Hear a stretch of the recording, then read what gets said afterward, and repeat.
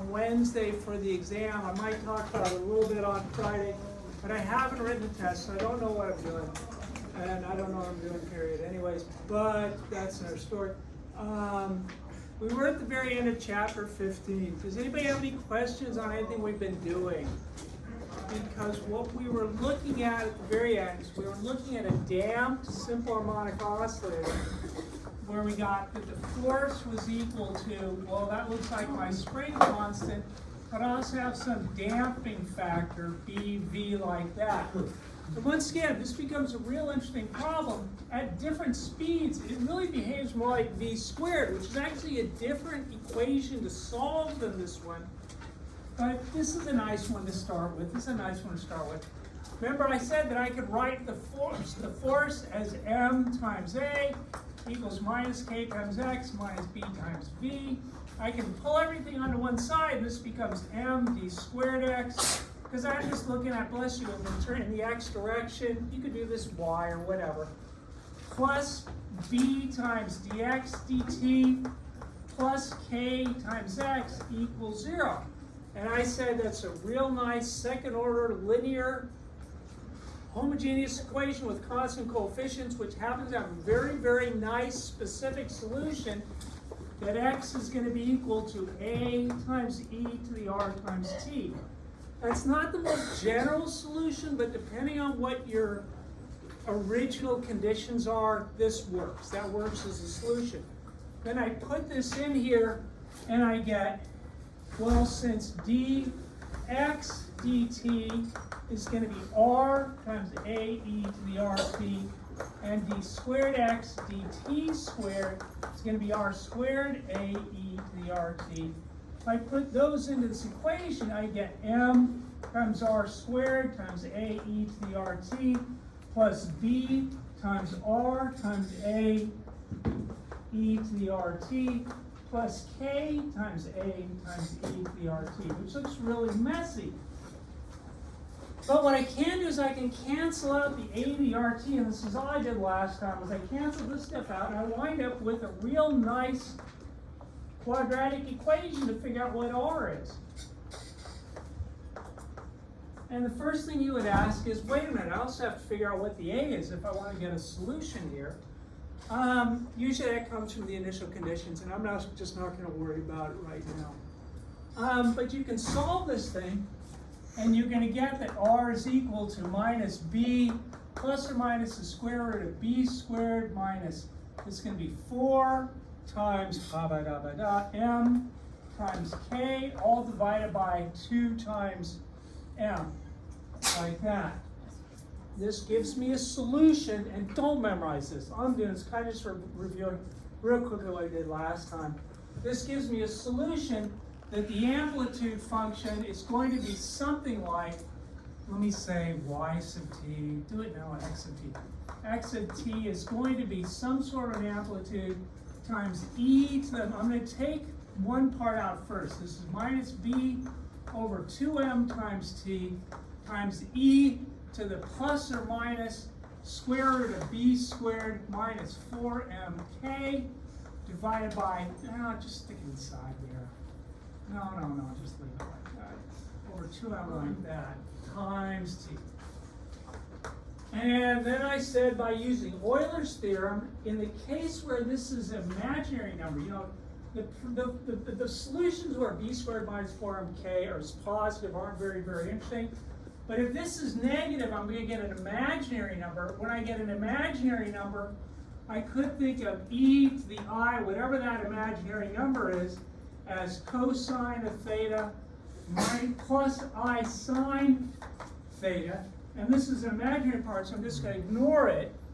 And this turns into a e to the minus b over 2m times t times the cosine of, when I factor out a minus 1, this becomes k over m minus b squared over 4m squared times t, and that's in square root, sorry. Square root like that. So that's my solution for an underdamped simple harmonic oscillator. What does it mean? This is like the decay. This is the decay rate, because if you look at something shaking back and forth, if it's damp, the amplitude will start getting less and less and less and less and less. So it'll basically go up and down, and they get less and less and less and less like this. The amplitude part describes the amplitude. This function would look something like this on one side, and then on the other side looks something like this.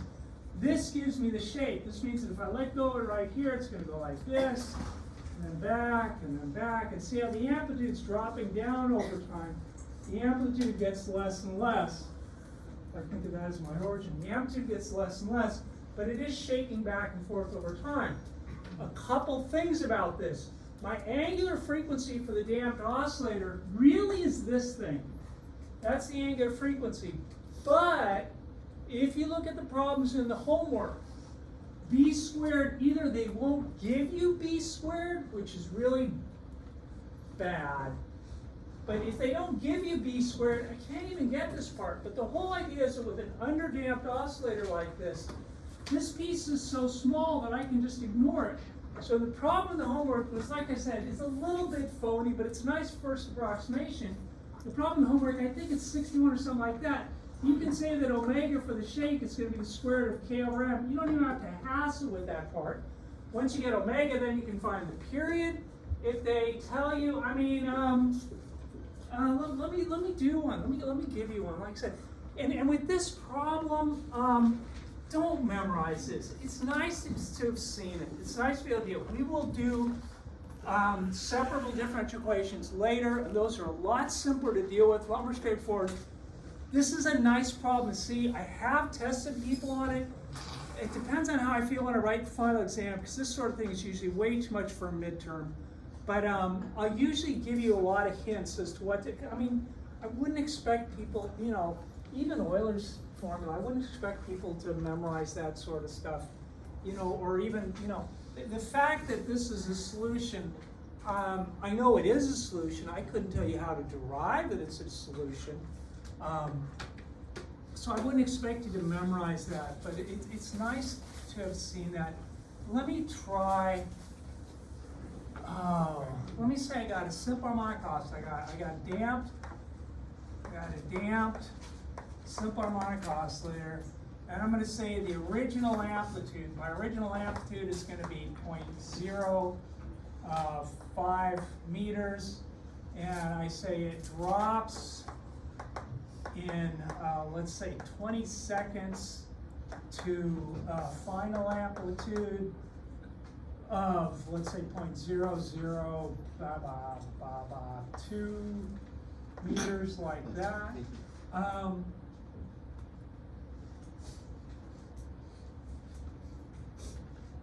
Yeah.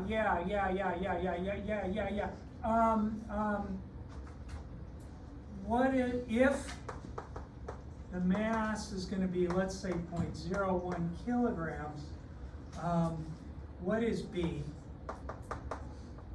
And then there's one other thing. Actually, let me talk about this now, because I'm not really going to do it. This part right here, this is my amplitude function. Remember, the cosine part just describes this shape. What I really don't like, and this guy does, is he will say that let's pretend there's tau, and tau is going to be 2m over b. In which case, I could write this as a times e to the minus t, that's a time, over tau, like that. And they'll ask you for that thing. I think he calls this the time constant or something else for that's what he means when he asks that thing, okay? I would much rather leave it in terms of this instead of trying to simplify everything, because this looks like something you're given. Yeah, that's my damping constant, that's my mass.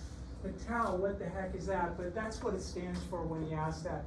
Don't worry about that. You don't need that for this problem. Yeah, what's B going to be?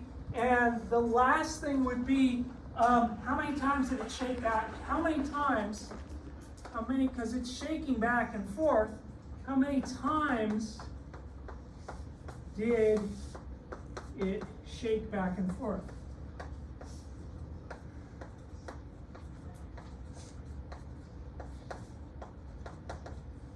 In the 20 seconds.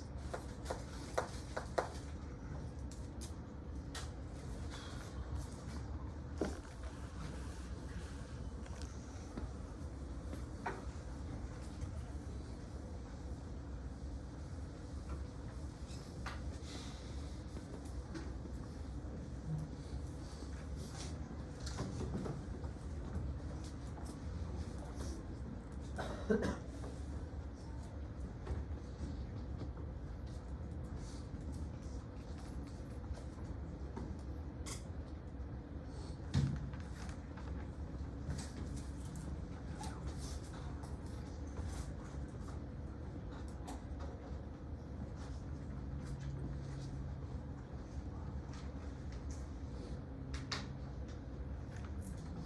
just looking at the amplitude function for the first part, I know that the amplitude at some time, which it drops to 0.002 meters. It started off at 0.05 meters.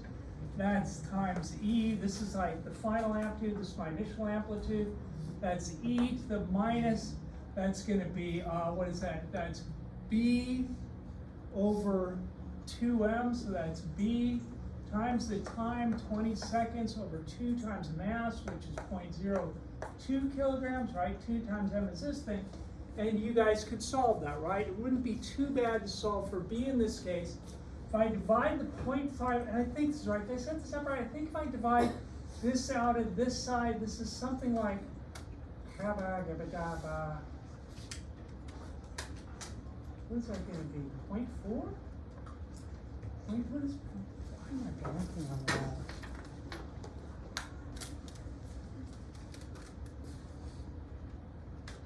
.002 divided by 0.05 equals, yeah, 0.04.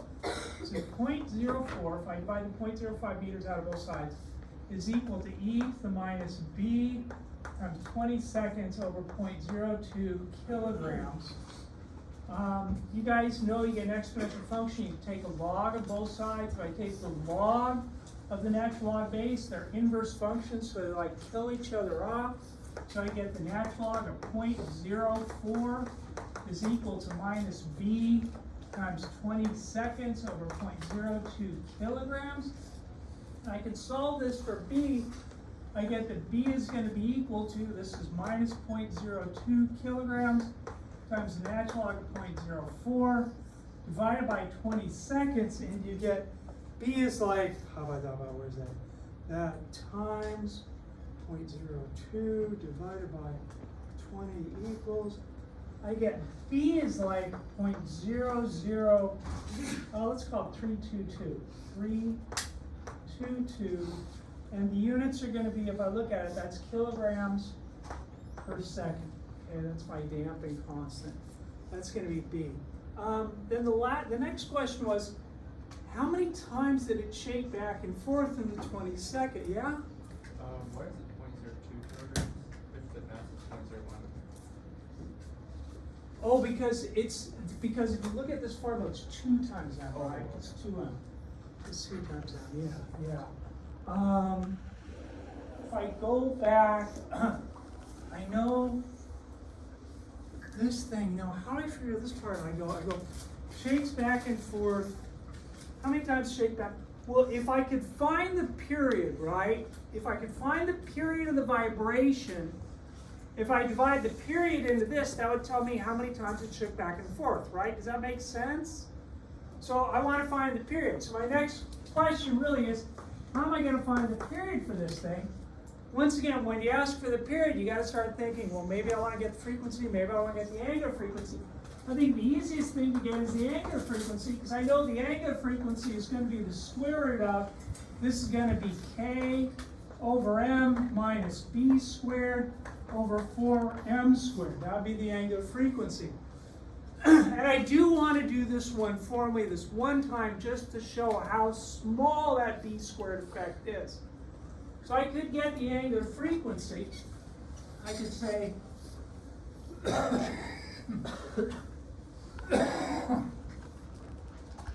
the angular frequency is going to be the square root of, well, did I give you K for this thing? I didn't even give you K for this thing. I'd have to give you some sort of K. I left that out. Yeah. I have to give you some sort of K for this thing. Let's say K, sorry about that, say K is like 4 newtons per meter. I think that'd be okay. This is going to be the square root of, that's 4 newtons per meter, divided by the mass, which is, what was the mass again? 0.01 kilograms, minus b squared. Well, b is really, really tiny, so b squared is really, really small. 322 kilogram per meter. That whole thing squared divided by, this is 4 times the mass squared. Well, the mass was what? 0.01 kilogram? Okay. Now, like I said, normally what you do is you say, forget that part. It's so small, I don't need it. But I'm just going to type them both out just to see what the numbers are for this thing. This is going to be 4 divided by 0.01 equals, this really is the square root of 400 1/2 squared minus, this would be 0.00322 squared divided by 4 divided by, and this is squared, 0.01 squared equals, this is going to be minus 0.02, and I think I typed it out, 59 1/2 squared. And you'd say 400, I mean, this is what, 2/100ths? Yeah? On that side of the board, why is like cosine not in use?